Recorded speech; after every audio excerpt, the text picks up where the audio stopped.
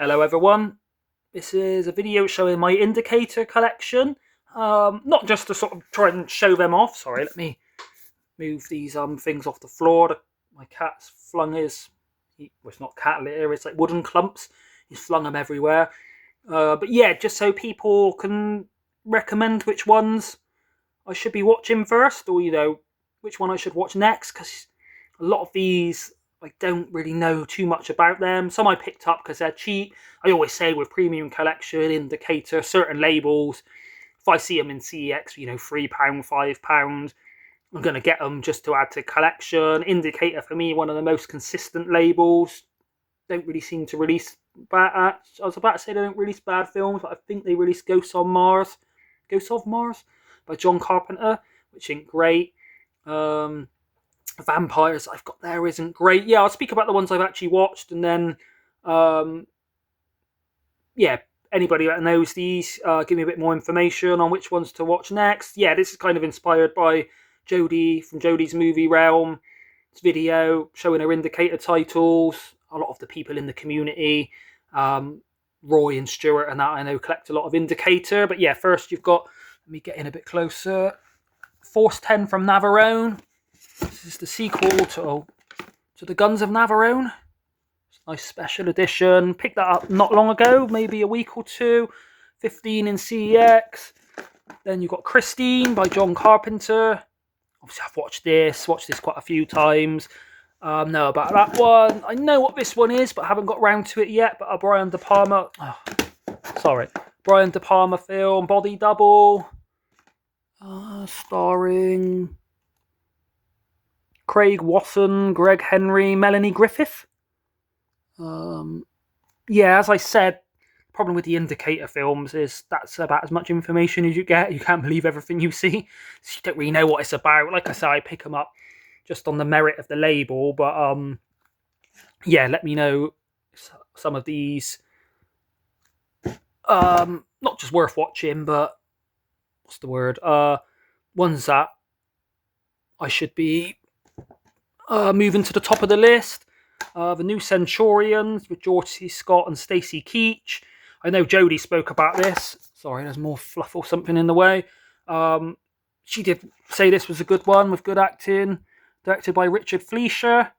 Yeah, I buy any I see from George C. Scott because he's one of my favourite actors. But yeah, not got around to that. Hardcore, another George C. Scott. Have watched this. Really good film. Written and directed by Paul Schrader. If anyone's seen 8mm with Nicolas Cage, directed by Joel Schumacher, probably Joel Schumacher's darkest film. Yeah, really enjoyed that. I think it's an underrated film, but I think they have took a lot of inspiration from Hardcore. I don't know if people have theirs alphabetically, but I have mine numerically. So yeah, if you can see down here, I've got numbers on the spine. Obviously, other than this, I've got it at the start because it's a special edition. But yeah, you might think, looking, why has he got Vampires next to Hardcore? Yeah, I just put them in number order, the same as Criterion's and that. Vampires, John Carpenter, not great, not as bad as Ghosts of Mars, but one I have watched a couple of times and probably won't watch again for a while. Wolf, with Jack Nicholson and Michelle Pfeiffer and Mike Nichols film. Yeah, I watched that when I was a kid, I think when it came on TV. Didn't love it, can't remember too much about it, not heard the best things since. Seventh Voyage of Sinbad, watched this one a lot, loved this film, loved it as a kid. The Golden Voyage of Sinbad, again, watched that one a lot, liked it as a kid. Sinbad and the Eye of the Tiger. Obviously you can talk about these and rate them, but obviously I have watched those, so there's no point saying, if you haven't seen the Eye of the, the Sinbad trilogy, go and watch them. I have seen them and do enjoy them. The Deadly Affair, a Sidney Lumet film. That's mostly why I got it, because I watched 12 Angry Men and really enjoyed it. James Mason, Maximilian Schell, Harriet Anderson, Harry Andrews, and Simone Signoret. Don't know anything about that one, so yeah, let me know if you know much about The Deadly Affair. Watched this one not long ago, Terror from Outer Space, 20 Million Miles to Earth. Special effects from Ray Harryhausen. Yeah, really enjoyed that. Same as this one, Mysterious Island. Another Harryhausen style one. Had this on a recent watches, maybe a couple of episodes ago. But yeah, really enjoyed it. Good kind of adventure family film. Charlie Varick, with Walter Matthew. Yeah, watch this one again, not long. That one was recommended to me in HMV by Matt. I think it was £10 I bought it for, and yeah, I did quite enjoy it. The China Syndrome. So yeah, this one, oh, sorry about this. He's probably got their mind of their own. Kind of indicating before they turn left or right. Jack Lemmon, Jane Fonda, Michael Douglas, directed by James Bridges. So yeah, when I did buy this maybe 6 months ago, I think I put a photo in the Movie Loons group, and I think it was Roy said that it's kind of like about nuclear drama, I guess you call it. They were on about another one a while ago.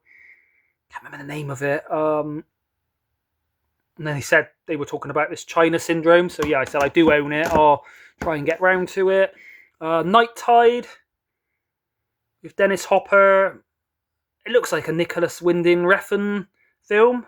That's a film I watched quite recently. That was good, but no, it's him presenting. It's written and directed by Curtis Harrison. Jagged Edge, Glenn Close and Jeff Bridges. Kind of got it for the cast, really, to tell you the truth. Richard Marquand film. Road Games. Oh, sorry, I'm trying to keep the camera straight, but I'm doing this in quite an awkward position. Jamie Lee Curtis.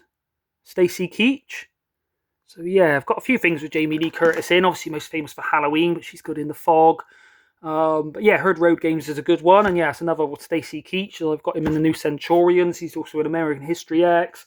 He's in Death Row with Jake Busey, but I wouldn't recommend that one. Irreversible. I guess it's pronounced Irreversible. It's French. Bellucci, Cassell and Duponte. I never know how to say his name. Gaspar Noé, I call him. Noe. I think he's Argentinian, even though he speaks French language. Yeah, really disturbing. It's got two really graphic scenes which make it disturbing, but it's all shot with strobe lighting. It's upside down shots. It's very dizzying. It has white noise. It's basically made to like unsettle you and make you feel physically sick. Not just the violence, but the way it's made. Yeah, it's quite hard to watch film, but it is a well-made film. It's basically a bit like Memento.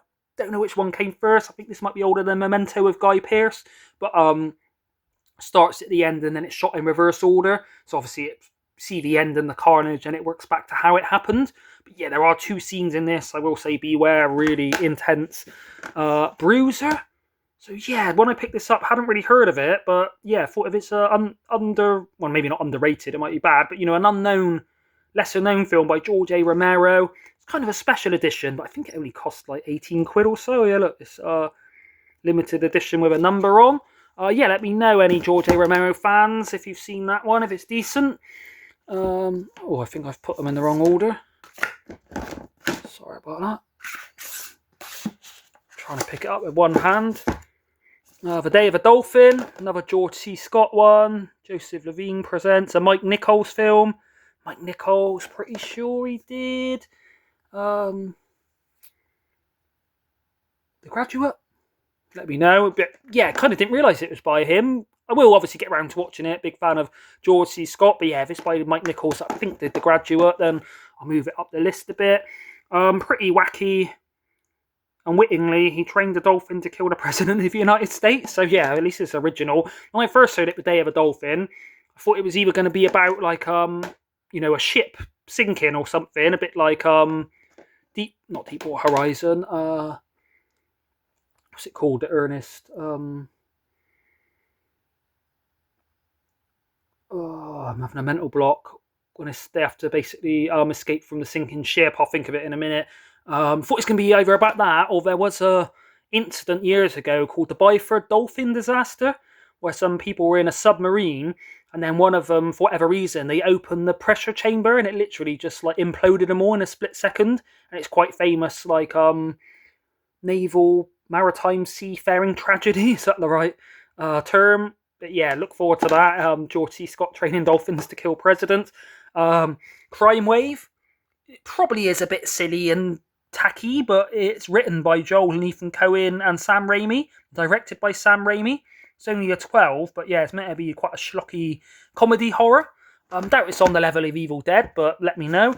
Big Fix, got this just because it's Richard Dreyfuss from Jaws, Susan Anspach, Bonnie Bedelia, John Lithgow, Ophelia Medina and Fritz Weaver. Directed by Jeremy Paul Kagan. Yeah, I think that was only about £5 max or so when I got it. And yeah, it looked kind of, I mean, yeah, as you can see there, he's got a crayon and a gun. Looks like a kind of cop comedy. But yeah, just Richard Dreyfuss is what sold me on it. Knock at Any Door, probably the oldest indicator. Well, not the oldest release, but the oldest the original film was made was 1949. The Pulse Beat of a Great Metropolis. Yeah, Humphrey Bogart, John Derrick. Directed by Nicholas Ray.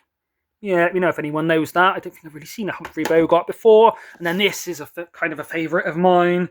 Adrian Edmondson and Rick Mell in Guest House Paradiso. Directed by Adrian Edmondson. Actually does a good job of directing it. It stars Vincent Cassel. Don't know how they managed to get him on board. At the time, he'd probably not long come off of La Haine, I guess. Helene Matthew. Bill Nye, sure everybody knows him. Simon Pegg, back before he was in Shaun of the Dead, back before he was even in Spaced, I think. Fenella Fielding, Lisa Palfrey. Yeah, it's actually funny, but it's kind of better directed and made than you'd think. But yeah, if you're into Bottom, especially with Adrian Edmondson and Rick Mell, or you're into the young ones, but yeah, it's more Bottom kind of humour where they're bashing each other around the face with frying pans, a lot of lewd, crude jokes, a lot of innuendos. His name's Mr. Thwaite, but everyone keeps on calling him Mr. Twat. Eddie finds some fish that's been radiated off the back of a lorry and feeds it to the guests, and they're all like ill in the hotel. Yeah, I think it's a really funny film, and I hadn't watched it since I was like a teenager. When I recently got there, well, about a year ago, kind of thought, is it still going to stand up? But yeah, it really did. It actually is still funny and kind of better made than, I wouldn't say than it deserves to be, because yeah, Bottom, one of my favourite like sitcom shows ever, but it's not going to be for everybody. But yeah, let me stand this one back up, and I'll just show you a brief. So how many have I got? 1, 2, 3, 4, 5, 6, 7, 8, 9, 10, 11, 12, 13, 14, 15, 16, 17, 18, 19, 20, 21, 22, 25 titles.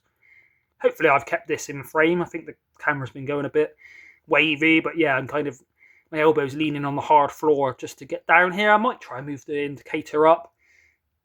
I will obviously do a room tour, like I said, but if you could see this cabinet, oh, there's my duster thing that I used to clean the tops of them, telescopic duster, my cat's cactus scratching post. Yeah, I'm thinking of getting another, if I can point, another cabinet this size, move this one over to the left, fit one there. So yeah, then I might put the indicator of some of the boutique labels. But yeah, that's the indicator ones. So yeah, let me know which ones I should be watching next, which ones to move up the list, which ones are bad, which ones to move down. I'm sure people are going to say Vampires is one of the least favourites. But yeah, if you know any more information about these, then let me know. But yeah, that's all my indicator collection so far. All right, thank you everybody for watching. I'll link the people I spoke about. So I think mostly Jodie likes her indicator, got a lot of good titles recently, and I think the indicator £5 sale starts soon. So might inspire people to grab a few of these if they don't know about them, or they like to look, or they read the comments and other people are saying top films. Right, thank you everybody for watching. Bye.